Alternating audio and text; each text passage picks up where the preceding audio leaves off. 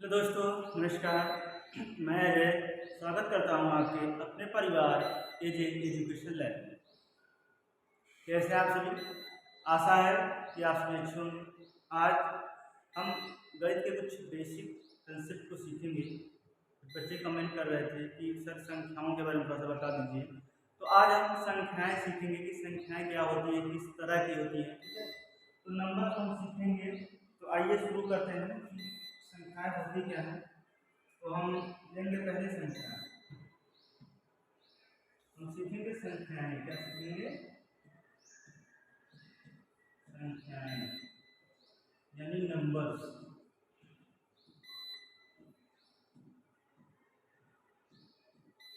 Numbers को सामान्यतः दो पार्ट में डिवाइड किया गया है, जिसमें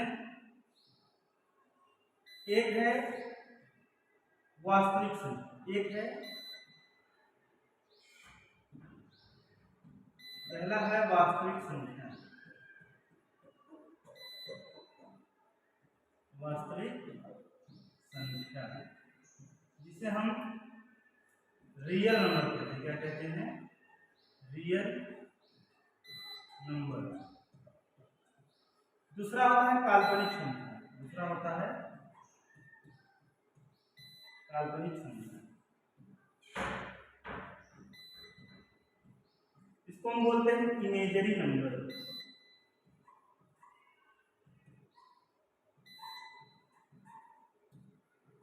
इमेजरी नंबर ये है। फिर हमने आगे देखा, फिर वास्तविक संख्या को दो पार्ट में डिवाइड कर दिया गया।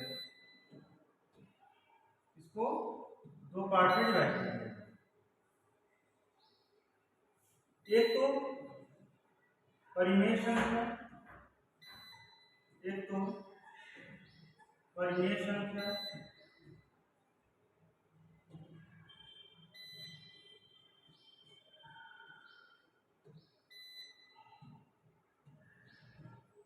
परिमेय संख्या जिसको रेशनल नंबर कहते हैं। Rational number. और दूसरी है अपरिमेय संख्या। दूसरी है अपरिमेय संख्या। इसको कहते हैं इर्रेशनल नंबर।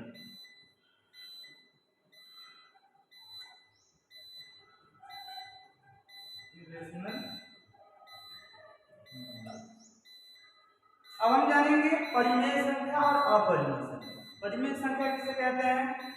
जिसको हम p बाई q के रूप में लिख सकते हैं, यानी अंश बटे हर के रूप में, यानी नॉमिनेटर बाई डिनोमिनेटर के रूप में इसको हम लिख सकते हैं। ठीक है, उनको हम कहते हैं परिमेय संख्या। बट इसमें एक कंडीशन होती है कि q नॉट इक्वल टू 0, यानी जो हमारा डिनोमिनेटर होता है, हमारा हर वो 0 न हो। परिमेय संख्या क्या होती है? जो p by q not equal to not, जो यानी अंश बटे हर डिनोमिनेटर बाई डिनोमिनेटर जो न हो। ठीक है ना, जो अंश बटे हर न बनता है। जैसे संख्या में √5, √7, ये सब क्या है? अपरिमेय संख्या। ठीक है ना, इनको हम नहीं लिख सकते। ठीक है, चलिए ये हो गया। ये संख्या में सीख लिया। अब कुछ संख्याओं को हम सीखेंगे आगे। ठीक है ना, चलिए सीखते हैं संख्याओं को। इसमें पहली संख्या है, चलिए ये क्लियर हो गया आपका? ये कंसेप्ट क्लियर? हमने देखा संख्याएं। संख्या में देखा वास्तविक संख्या और काल्पनिक संख्या। फिर वास्तविक संख्या में हमने देखा रियल नंबर में देखा परिमेय संख्या और अपरिमेय संख्या। परिमेय संख्या वे संख्या होती है जिनको क्या कहते हैं? हम p बाई q के रूप में लिख सकते हैं, लेकिन q नॉट इक्वल टू 0।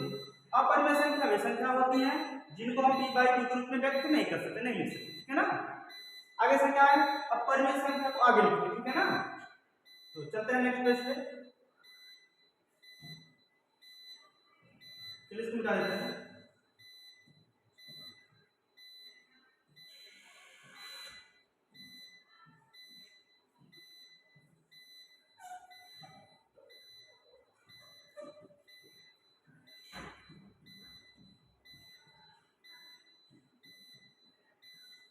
आगे हम परिमेय संख्या सीखेंगे। ठीक है,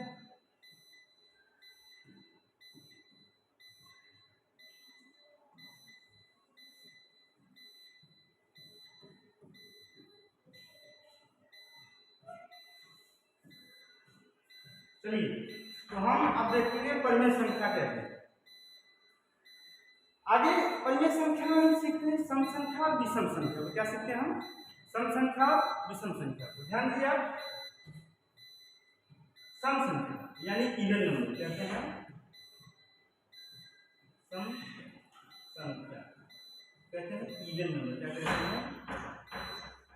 इवन नंबर। अब सम संख्या क्या है, इवन नंबर क्या है, ध्यान देखिएगा। चलिए, सम संख्या किसे कहते हैं? सब लोग याद रखते हैं कि संख्या के अंतिम अंक 2 से डिवाइड होता है, ठीक है, सबका अपना पढ़ाई का तरीका होता है, लेकिन वो भी ठीक है। अब हर मेथड ठीक होता है, मतलब होता है कंसेप्ट से जो हम सीखा पाए, ठीक है ना। तो ध्यान रखिएगा, परिमेय सम संख्या होती क्या है? इवन नंबर होता है संख्या का अंतिम अंक, संख्या का अंतिम अंक, नंबर का लास्ट डिजिट जो हो वो क्या हो? 0 हो, 2 हो, 4 हो, 6 हो और 8 हो। अगर संख्या का अंतिम अंक इन 5 संख्याओं में से कोई हो तो सम संख्या हो जाएगी। कितनी बड़ी बड़ी संख्या है, मैंने लिख दिया एग्जांपल से, ये कौन सी संख्या है, सम है कि विषम है। तो आपको लास्ट डिजिट देखना है, अंतिम अंक देखना है।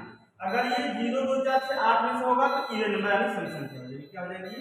सम संख्या, ठीक है ना।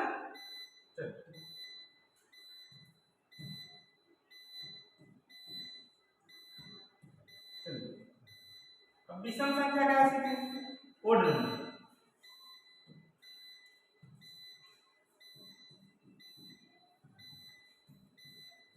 विषम संख्या, विषम संख्या यानी ओड नंबर, ठीक है। ओड नंबर क्या होता है?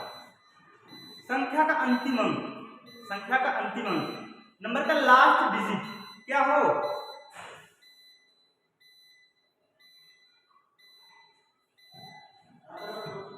संख्या का लास्ट डिजिट क्या चाहिए? 1 3 5 और 7 और 9। संख्या का लास्ट डिजिट यानी संख्या का अंतिम अंक 1 3 5 7 9 में से कोई भी संख्या का अंतिम अंक होगा तो संख्या विषम संख्या होगी। जैसे हम एग्जांपल दे रहे हैं,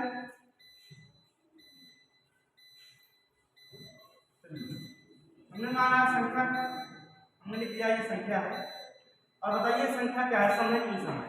तो आपको यही देखना है कि संख्या क्या है। हमने सिर्फ लास्ट डिजिट पकड़नी है और इससे पता चलेगा 1 3 5 7 में से कोई एक है तो संख्या क्या हो जाएगी? विषम संख्या हो जाएगी, ठीक है, क्लियर।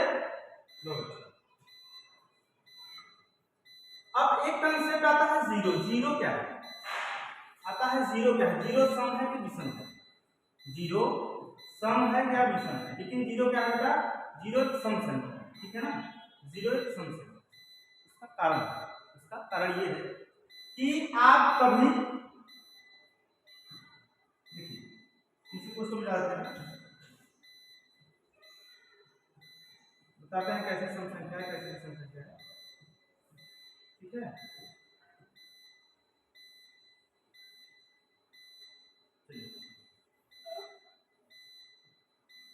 आप कोई दो सम संख्या लीजिए, आप कोई दो सम संख्या लीजिए, यानी सम संख्या प्लस सम संख्या। आप कभी दो इवन नंबर का सम करिए, यानी दो सम संख्याओं का योग करिए, हमेशा जो आपको योगफल प्राप्त होगा वो सम संख्या प्राप्त। कोई भी आप सम संख्या लीजिए, दो सम संख्या, मानिए हमने लिया, अब जीरो को हमें करना है, सिद्ध करना है कि जीरो सम संख्या कैसे है। दो सम संख्याओं का योग जो होता है हमेशा वो सम संख्या होता है। क्या होती है? सम संख्या होती है। कैसे होती है? ध्यान से देखिए, देखिए हमने मान लिया दो और प्लस 4, ये क्या है? 6। 6 क्या है? सम संख्या। अगर हम 0 मान ले और यहाँ 8 मान ले तो संख्या क्या होगी? 8 ही होगी। 8 भी सम संख्या है, ठीक है। हमेशा सम संख्याओं, दो सम संख्याओं का योग हमेशा सम संख्या होगी, ठीक है ना, ठीक है। अगर हम मान लें 10 और यहाँ हम जोड़ लें 10 नहीं लेते हैं, चलिए यहाँ हम लेते हैं 4 ले लें और यहाँ जोड़ दी 0 तो क्या होगा 4 ही होगा, ये भी एक सम संख्या है। इसलिए सिद्ध हो जाता है कि 0 क्या है, सम संख्या, इवन नंबर है। ठीक है, तो सम संख्याओं का जो योग होता है, तो दो इवन नंबर का जो सम होता है क्या होता है, सम संख्या होता है, इवन नंबर का। ठीक है, उसी तरह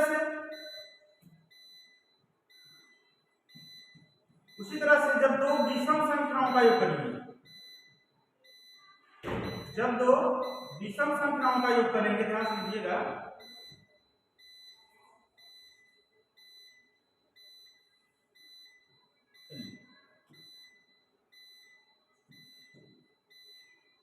विषम संख्या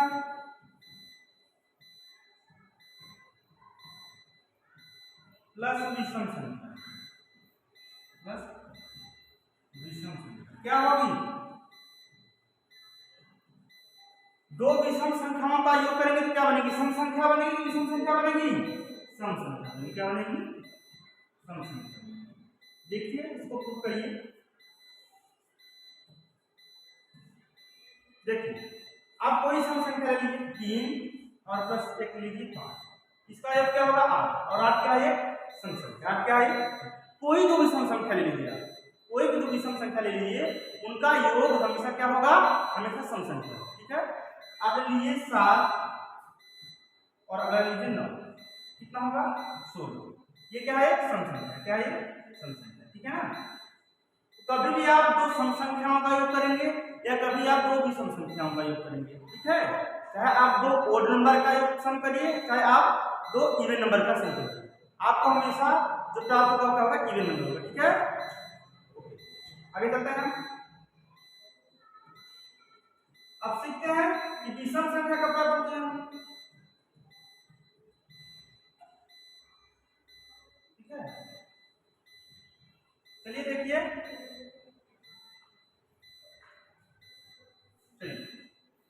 एक सम संख्या और एक विषम संख्या, ध्यान दीजिएगा, अगर एक हो सम संख्या और दूसरी हो विषम संख्या, एक सम संख्या और विषम संख्या का योग, एक विषम संख्या का जो योग होता है वो हमेशा क्या होती है, विषम संख्या होती है। क्या होती है, विषम संख्या। आप कोई भी दो संख्याओं को लेकर देख लीजिए, ठीक है ना, हमेशा विषम संख्या प्राप्त होगी। आप ले लीजिए 0 क्या सम संख्या है और 1 क्या है, विषम संख्या है, जोड़ दीजिए क्या होगी, 1 प्राप्त होगी जो विषम संख्या है। ठीक है, आप ले लीजिए 2 क्या है, सम संख्या है, प्लस 3 क्या है, विषम संख्या है, जोड़ लीजिए क्या होगी, 5 क्या होगी, विषम संख्या प्राप्त होगी। आप ले लीजिए 4 क्या है, सम संख्या है, और 5 क्या है, विषम संख्या, जोड़ दीजिए 9 तो आप लोग की विषम संख्या है। ठीक है ना, बातें क्लियर हुई। चलिए आगे एक पॉइंट है, उसको सीखते हैं, भाज्य और अभाज्य संख्या, प्राइम और कंपोजिट नंबर। क्या होगा, प्राइम और कंपोजिट नंबर होगा, तो उसको हम सीखते हैं, वो है क्या,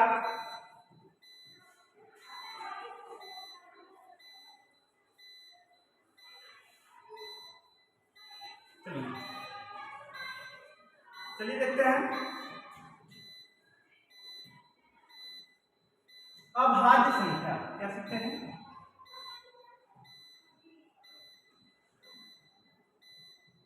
अभाज्य संख्या। अभाज्य संख्या जो कहते हैं प्राइम नंबर, क्या कहते हैं, प्राइम नंबर। अभाज्य संख्या क्या है, हमेशा डाउट रहता है अभाज्य संख्या को लेकर। ठीक है ना, चलिए तो करते हैं, अभाज्य संख्या किसे कहते हैं, क्या है, मतलब किसे कहते हैं, ऐसी संख्या जिनका अधिकतम 2 फैक्टर कह सकते हैं, जिनका अधिकतम 2 फैक्टर 2 गुणनखंड हो, या कह सकते हैं ये संख्याएं जो 1 से कटे या स्वयं से कटे। ऐसी संख्याएं जो 1 से विभाजित हों या खुद से विभाजित हों, ऐसी संख्या क्या होती है, अभाज्य संख्या। लिख लीजिए, वे संख्याएं